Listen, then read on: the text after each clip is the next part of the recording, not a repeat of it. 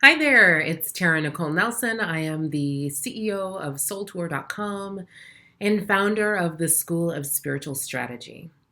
So we're here today. We have gathered together today because there are 98 days left until the year 2020. And that is not at all a thing that should trigger your time scarcity or your feeling of behindness or grind or crunch or gotta hustle hard. No.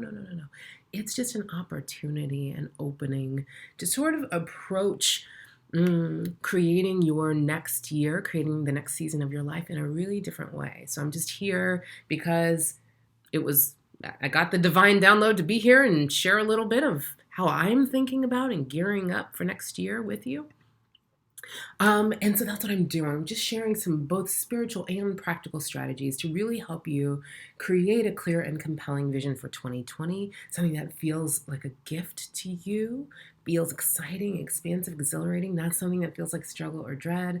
And I also want to help you get way out of it in front of it, help you start seeing and releasing your inner conflicts, your inner resistance to your clear, exciting vision and start inviting inspiration, getting your inner being, your beliefs, and the circumstances, everyday circumstances of your life into alignment with what you're wanting to create.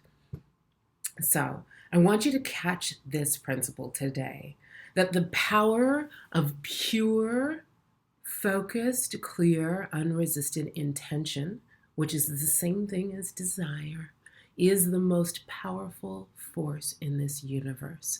I love the way Laura Day talks about this. She talks about the difference between light that's just scattered out in the atmosphere and the focused light of a laser and how much more powerful that is. So let's just unpack that statement. The power of pure, clear, unresisted intention is the most powerful force in this universe. The clear part, right? It's all about getting clear on what you want and letting yourself want it fully without talking yourself out of it, without running it past the peanut gallery of people who think small. So why are you expecting them to co-sign on your big vision anyway, right? Allowing yourself to want what you want, allowing yourself to desire what you desire, allowing yourself to desire doing your callings, even if you've tried to do them before and failed at doing them before, right? So I want you to say this thing to yourself as if you start desiring, getting clear on what you desire for 2020, and you hear yourself telling yourself, you hear your inner critic telling yourself, but you've tried that before, you've wanted that before, you've never done that before. I want you to learn this thing to say back to your inner critic. That was then, this is now. That was then, this is now. You are a different you now. This is a different day now. The world is in a different place now. The collaborative components of your desires and dreams and soul level callings have been lining up your whole life. So new things are going to light up for you in 2020, actually maybe before 2020 than have before. So just get clear on what you want and allow yourself to desire it fully, all of it.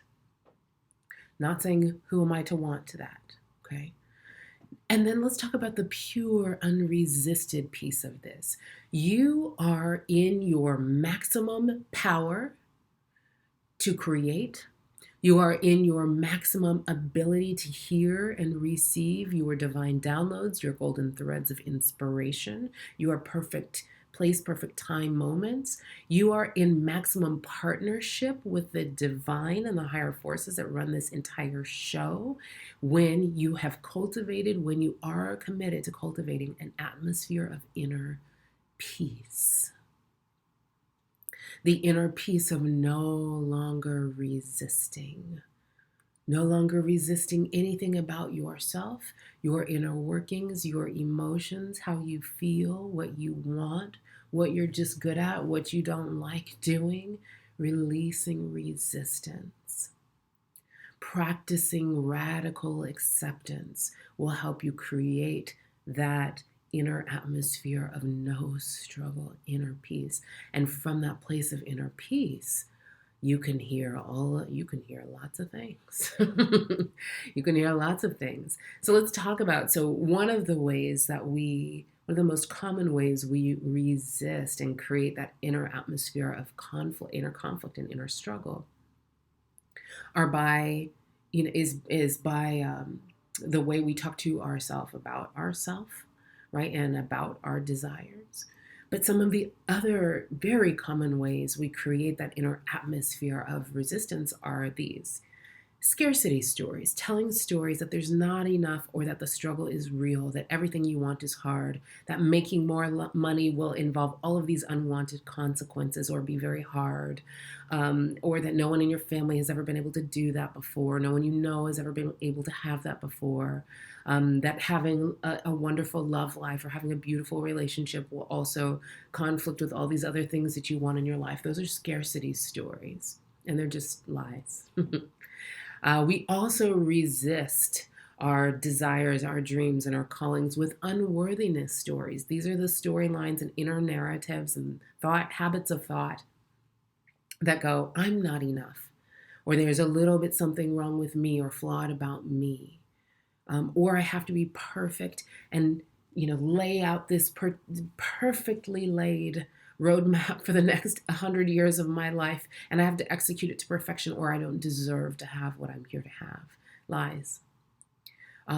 We resist our dreams and desires, and we make it harder for ourselves to receive what it is that we're here to receive, create what we're here to create, with shortage consciousness, focusing on lack, focusing on outrage, focusing on grudges and grievances, even when they're legitimate. Focusing on them only creates more of that. We create inner resistance by using our own words against ourselves and our dreams and our goals. So I ask you now to start making the commitment that as you desire what you desire, as you dream what you dream for your next season, don't shit talk your own dreams, okay? Don't say why you can't do. That's just a habit. It's a habit of speech, and you can break it. Find another thing to speak life into over your own dreams.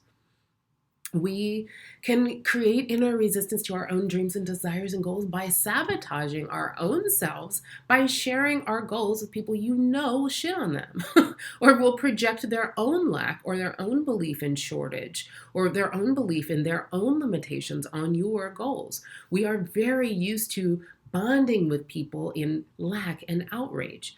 I ask my students, who are your complaint buddies? You know who they are. You know the people you can call and count on to complain with you when you're ready to be outraged about something. I'm going to ask you now, before we get into 2020, one of the things you're going to need in place are at least one revelry buddy. You need at least one person who you can count on to call up or email or sit down with for a cup of tea and just revel in the brilliance, the dominance of well-being in this universe and in your life and in your body. You take 22,000 breaths a day and you don't have to think about even one of them. Revel in that. You need one buddy you can revel in that with, because what you appreciate appreciates. What you focus on grows. So if you want more of anything, you focus on abundance, and all of the abundance in this universe, more of that will grow. It's helpful to do that in the room with someone else. Okay. So the one other, all I'm doing right now, again, is helping you shine light on some of the shadows that are very common, some of the inner roadblocks and resistance that is very common when people start to envision a beautiful, expansive new season for their lives. So you can start seeing and releasing that inner resistance now, so that it's not sparking up for you come January, February. And I want to just sort of help you. I want to do a little bit of expectation management with you right now. Anytime you start to cultivate a clear, pure, unresisted intention or desire for your next season, a desire for your new reality, anything that's in your being, in your life, in your beliefs, in your relationship patterns, or in your daily habits that is in conflict with or inconsistent with your desire will become very uncomfortable until either you end it or upgrade it, or it leaves your life. That will start to happen now.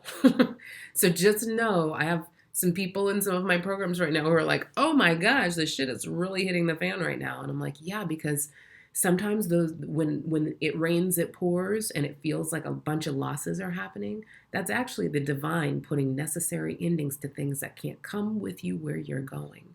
They can't come into your next season with you.